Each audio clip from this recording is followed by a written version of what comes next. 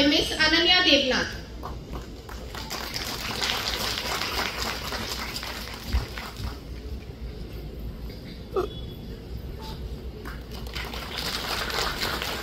Day before yesterday I was in Bombay, so there I had invited all the investors to come to Tripura to explore the resource of Tripura. সেখান থেকে কালকে আমি গেলাম দিল্লি, কালকে সকালে এলাম বোম্বে থেকে দিল্লির থেকে কাজ সেরে 5টার ফ্লাইট, সেটা লেট হলো, সেখান থেকে আগরতলাতে একটু আগে এসে পৌঁছলাম। শুধু আপনাদের এই সেকেন্ড ফাউন্ডেশন ডে সেলিব্রেশনের জন্য আজকে আমি এলাম এখানে, এবং ইচ্ছে ছিল অবশ্যই আমার উচিত এখানে থাকা। এই ডেন্টাল কলেজ আমরা সবাই জানি, এখানে যারা পুরনো যারা ডেন্টাল সার্জন আছে, আমরা কীভাবে ডেন্টাল কলেজ আমরা এখানে তৈরি করলাম। আমার মনে আছে আমি তখন ডেন্টাল অ্যাসোসিয়েশনের আমি সেক্রেটারি ছিলাম, সেখান থেকে আমরা তো বাইরের থেকেই পাস করতে হতো, তখন আমাদের এখানে তো ডেন্টাল কলেজ ছিল না, নমিনেশনের মাধ্যমে আমরা যেতাম, একটাই আমাদের সিট ছিল, সেইভাবে এখান থেকে যেতাম।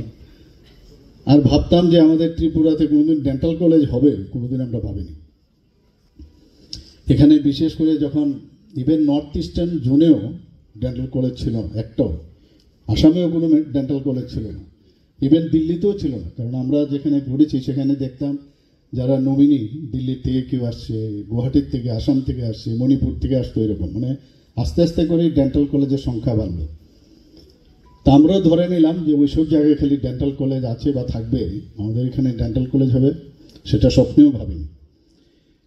যাই হোক, এখানে বিডিএস পাস করার পরে আমাদের অ্যাসোসিয়েশনে হাতে গোনা 5-6 জন আমরা ছিলাম, পরবর্তী সময় আরও অনেকে আসলো। কিন্তু একটা মনে একটা ইচ্ছে ছিল যে কেন ত্রিপুরাতে ডেন্টাল কলেজ হবে না। তৎকালীন সময়ে উনি এখন নেই, একজন হেলথ মিনিস্টার ছিলেন, উনি একটা ইন্টারেস্ট ওনার মধ্যে আমি দেখলাম যে ডেন্টাল কলেজ আপনারা চেষ্টা করুন। একদিন আমাকে টেলিফোনে উনি বললেন যে আপনি একটা প্রপোজাল বানিয়ে আমার কাছে আসুন, একটা দেখি ডেন্টাল কলেজ করা যায়। তো গেলাম, আমার সাথে আমাদের আরও ডেন্টাল অ্যাসোসিয়েশনের 3-4 জন ছিল। আর তৎকালীন সময় একজন তো এখন জীবিত নেই, আমাদের ডাইরেক্টর, তখন ডাইরেক্টর ছিলেন ডিএইচএস, আরেকজন ছিলেন মেডিকেল সুপারিনটেন্ডেন্ট বি.আর. আম্বেদকর। সেখানে যাওয়ার পর মন্ত্রী বাহাদুরের সামনে যখন কথাবার্তা হচ্ছিল,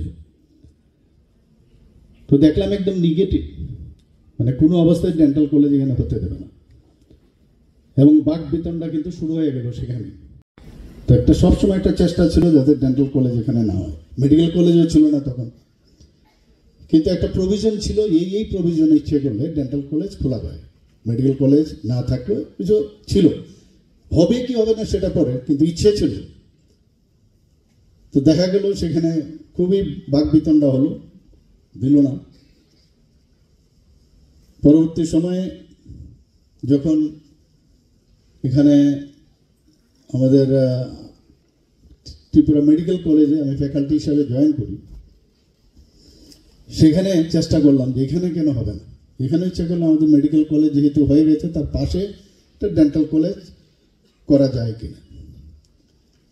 তা আমি ওনাদেরকে বললাম যে আপনারা এর জন্য প্রায় 7 থেকে 9 লাখ টাকা প্রথমে পাঠাতে হবে। তা আমি বললাম ঠিক আছে, যদি হোক আর না হোক আমি দেবো টাকা, যদি না হয়।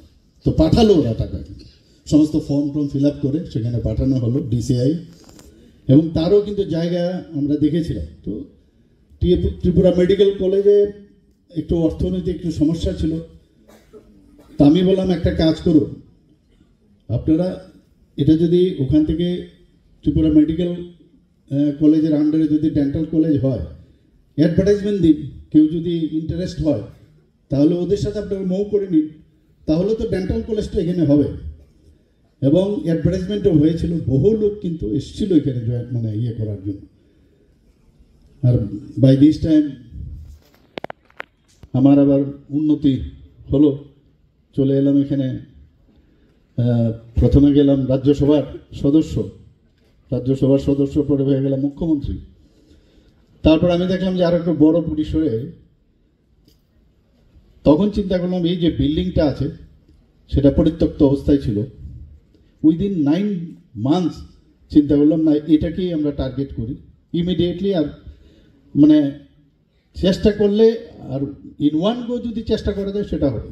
তাই হলো উইদিন 9 মান্থ এই ডেন্টাল কলেজের সমস্ত ডিসিআই আমি 2-3 বার গেছি। আমি হেলথ মিনিস্টার, তৎকালীন সময় ইউনিয়ন হেলথ মিনিস্টার, আমার সাথে খুব ভালো রিলেশন ছিল। ওনাকে আমি বললাম, বলে আপ जो बोलिएगा वही करेंगे, उसमें कोई दो मत राय नहीं। তো হয়ে গেল উইদিন 9 মান্থস ডেন্টাল কাউন্সিলের সেখানে ইন্সপেকশনও করালাম, সব কিছু করে ডেন্টাল কলেজ শুরু হয়ে গেল। 50 সিটের আসন। তো এই হচ্ছে আস্তে আস্তে করে আমাদের এই ডেন্টাল কলেজ হওয়ার মূল কাহিনী। আমাদের এখান থেকে তারা কিন্তু ওই এক একটা কলেজের ইতিহাস বলে, আমরা যখন ওই কলেজে ছিলাম, ওই কলেজ থেকে পাশ করেছি, এরকম ফ্যাকাল্টি তার সম্পর্কে গল্প করে খুব ভালো লাগে। এবং তারা কিন্তু প্রাউড ফিল করে আমি এমন একটা ইনস্টিটিউট থেকে আমি পাশ করেছি, যেটা আমার ব্যক্তিগত ইচ্ছা যে এই dental college, Agartala government dental college, এটা এরকম একটা কলেজ হোক যেখান থেকে পাশ করে স্টুডেন্টরা সারা জীবন বলে যে না, আমি আগরতলা গভর্নমেন্ট ডেন্টাল কলেজ থেকে পাশ করেছি, যার যে স্ট্যান্ডার্ডাইজেশন অফ টিচিং থেকে শুরু করে learning process everything is above than mark, এরকম হওয়া উচিত। আমি যে কারণে বারবার আমি খবর নিই ডেন্টাল কলেজের কি হচ্ছে কি না, বিভিন্ন যা চাই ইনস্ট্রুমেন্ট থেকে শুরু করে তার সব কিছু আমি এদিকে আমার নজর সবসময় থাকে। আপনারা প্রাইম মিনিস্টার ডিভাইন যে স্কিম আছে তার মাধ্যমে অলরেডি 202 কোটি টাকা আমাদের স্যাংশন হয়েছে আলাদাভাবে আরেকটা ডেন্টাল কলেজ ইনফ্রাস্ট্রাকচার ডেভেলপমেন্ট করার জন্য। একটা বিরাট বিষয়। তো সেটাও অলরেডি টেন্ডার হয়েছে, সেটাও হবে। কিন্তু কলেজ হওয়ার সাথে সাথে কতগুলো জিনিস মাথায় রাখতে হবে, এটা কমন সেন্স। আমি যেটা বুঝি, আমি হংকংয়ে একবার গিয়েছিলাম, সেখানে হংকংয়ে একটা ডেন্টাল কলেজ আমি দেখেছি। সমস্ত হংকংয়ে একটাই ডেন্টাল কলেজ। আমাদের ভারতবর্ষের মতো এরকম কিন্তু মাশরুমিং ডেন্টাল কলেজ ছিল না। সেখানে যেহেতু তৎকালীন সময় এটা ব্রিটিশরা ওই হংকংকে চালাতো, সেখানে এফডিএস আর সিএস থেকে আরম্ভ করে সব ওখানে আছে। আমি আগর তো কলকাতার এক প্রফেসরের সাথে আমার দেখা গেল, চাইনিজ, কলকাতায় বাড়ি, সে ওখানে প্রফেসর, তার সাথে আমি কথা বললাম। এবং আমাদের যে এখন বর্তমানের যে বিল্ডিংয়ের যে স্টাইল, অনেকটা ওই স্টাইলেই আছে। প্রতিটা ফ্লোরে এক একটা ডিপার্টমেন্ট। সেখানে একটা জিনিস আমি দেখলাম, আপনাকে কিন্তু মানে প্রথমেই পেশেন্টকে টাচ করতে দেবে না।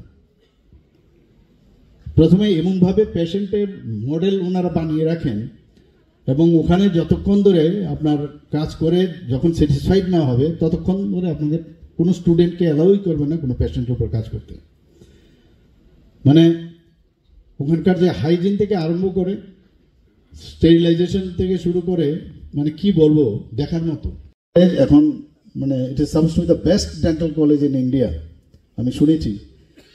আমার একটা চিন্তা আছে, আমি ওখানে যাব, একবার দেখে আসবো। আমাকে অনেকে বলেছে ওখানে যাওয়ার জন্য। দেখতে তো অসুবিধা নেই, যদি দেখা যায় ওখান থেকে কিছু ইনফ্রাস্ট্রাকচারালি যদি ওখানে আমরা নিতে পারি, সেগুলো দেখে স্টার্ট করার আগে আমরা বসে ওইভাবে বানাতে হবে। এটা চিন্তা ভাবনা আছে, সবাই মিলে যদি আমরা চেষ্টা করি নিশ্চয়ই আমরা এটা করব। আমরা এখানে এই ডেন্টাল কলেজ যখন, আমার মনে আছে যখন ডেন্টাল কলেজের উদ্বোধন, অর্থাৎ এই 18ই ডিসেম্বর, আমি 17ই ডিসেম্বর আমি শিলংয়ে 2022 আমি যাচ্ছিলাম, গুয়াহাটি নেবে বাই রোডে আমি যাচ্ছি, এবং 18 তারিখ মাননীয় প্রধানমন্ত্রীজির সাথে একই ফ্লাইটে, ওনার ফ্লাইটে আমার আসতে হবে। ওখানে একটা প্রোগ্রাম সেরে ওনার ফ্লাইটে আমার আসতে হবে, কারণ উনি আগরতলায় আসবেন। রাস্তায় খবর পেলাম আমাদের একজন ত্রিপুরার একজন প্রধানমন্ত্রীর অফিসে চিঠি লিখেছেন, লিখে বলছেন যে এই ডেন্টাল কলেজ যদি শুরু হয় তাহলে আগরতলা গভর্নমেন্ট মেডিকেল কলেজের এফিলিয়েশন নষ্ট হয়ে যাবে। কাজে ন্যাচারালি প্রধানমন্ত্রীর অফিসে যদি এই ধরনের বার্তা যায় তাহলে তো একটু মানে চিন্তার বিষয়, যে না ডেন্টাল কলেজ হবে না আগরতলা গভর্নমেন্ট মেডিকেল কলেজে। সেটাকে বোঝানোর জন্য সেদিন আমার খুব সম্ভব দ্যাট ডে ওয়াজ সানডে, আমার যেহেতু আমি মেম্বার ডেন্টাল কাউন্সিল অফ ইন্ডিয়ার, আমি আমার চেষ্টায় আমি ফোন করলাম যে যেভাবেই হোক, মানে এটা তো কাগজপত্র দেখাতে হবে, মুখে বললে হবে না, কিন্তু যে ডেন্টাল কলেজই হোক, আমরা সারা জীবন যারা ডেন্টাল কলেজ থেকে পাশ করেছি আমরা জানি যে ডেন্টাল কলেজ মেডিকেল কলেজ একই সাথে থাকে, বেশিরভাগ কলেজেই একসাথেই থাকে। তো সেখানে মেডিকেল সাইডের যে ফ্যাকাল্টিরা তারাই কিন্তু ডেন্টাল স্টুডেন্টদের পড়ায়। ফর এক্সাম্পল এখানে যেমন আমাদের অন্যান্য যে ইনস্টিটিউটগুলো আছে সেখানে কিন্তু মেডিকেলের থাকে, সেখানে কিন্তু মেডিকেল কলেজে এসে ওরা মানে তাদের যে সাবজেক্ট সেখানে টিচাররা পড়ান। তো এই যে গাইডলাইন সেটা আমার এগুলো বের করে আমি যখন পাঠালাম সেখানে অফিসে আমি এগুলো ক্লিয়ারেন্স দিলাম। এটা তো মাননীয় প্রধানমন্ত্রীজি জানবেন না এটা, কারণ সেখান থেকে তারপর যখন কনফার্ম হয়ে, তো এই পুরো রাস্তাটার মধ্যে 2-2.5 ঘন্টার জার্নি, আমার খালি এই কাজটাই আমার বসে বসে করতে হলো। এবং করার পরে যখন বললে না ইট ইজ ওকে, আমার পক্ষে খুব সুবিধা হলো। অর্থাৎ কোনো কাজ করতে গেলে কত বাধা বিপত্তি, দেখুন প্রথম থেকে শুরু করলাম একই ঘটনা, ফিনিশিং টাচে এই ঘটনাটা আসে। কিন্তু তারপরেও যেহেতু সদিচ্ছা আছে এবং যদি মনের ভিতর কোনো মানে ট্রান্সপারেন্সির অভাব না থাকে তাহলে কোনোদিন এর থেকে কেউ দূরে রাখতে পারবে না। হসপিটালে যাতে খুব বেশি একটা প্রেশার আস্তে আস্তে করে কমানো যায়, সেই কারণে আমরা ডিস্ট্রিক্ট হসপিটালগুলোকেও স্ট্রেংথেনিং করার আমাদের যে টার্গেট আমরা নিয়েছি। অলরেডি শান্তির বাজার সাউথ ডিস্ট্রিক্টে, গোমতী ডিস্ট্রিক্টে, উদয়পুরে, আগরতলা তো আছেই, আমাদের ধলাই ডিস্ট্রিক্টে আমবাসাতে এবং ধর্মনগর, এর মধ্যে আমরা ট্রমা সেন্টার আমরা করব। ট্রমা সেন্টার করাতে অনেক সুবিধা, আপনারা জানেন যে ট্রমা সেন্টার থাকা মানে বোঝা যায় এই হসপিটালের যে কোনো ইমার্জেন্সি মোকাবেলার ক্ষেত্রে এই কলেজ ইনস্টিটিউটগুলো কাজে আসবে। আমরা ইভেন আমবাসাতে আমরা কার্ডিয়াক কেয়ার সেন্টার করছি, এত সুসজ্জিত কার্ডিয়াক কেয়ার সেন্টার, কোথায় কোথায় মানুষ এনজাইনা যখন হয় দূরে আসে, রাস্তায় মতো মারা যায়।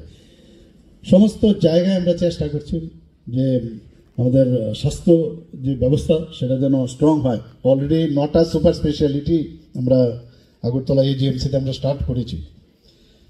এবং আমাদের এখানে এখন প্রায় 86 সুপার স্পেশালিস্টের পোস্ট ত্রিপুরাতে এখন আমাদের আসন সংখ্যা আছে, টিএমসির মধ্যে আছে, এবং টোটাল আমাদের এমবিবিএসের যে আসন সংখ্যা এখানে দরকার প্রায় 400 মতো।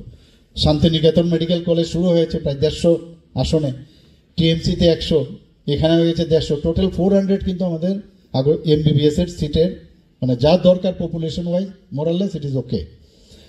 ডেন্টাল কলেজও হয়ে গেল, এখানে ডিএনবিও প্রায় অনেকগুলো ডিপার্টমেন্টে এখানে ডিএনবিও আইজিএম হসপিটালে অনেক দিন ধরে কাজ শুরু হয়েছে। এখানে বিএসসি নার্সিং যেটা ছিল সেটাকে আমরা নার্সিং ইনস্টিটিউট করেছি।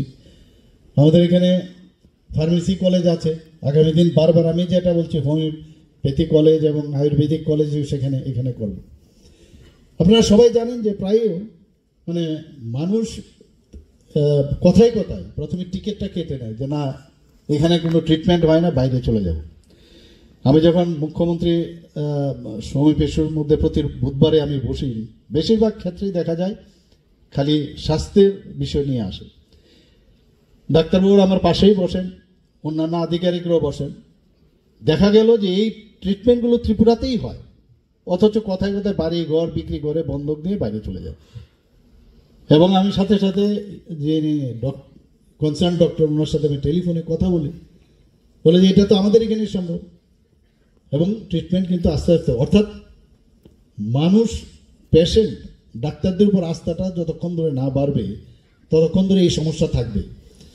আমি অনেক Subscribe to Tripura Info and press the bell icon so that you never miss any latest updates and news on Tripura.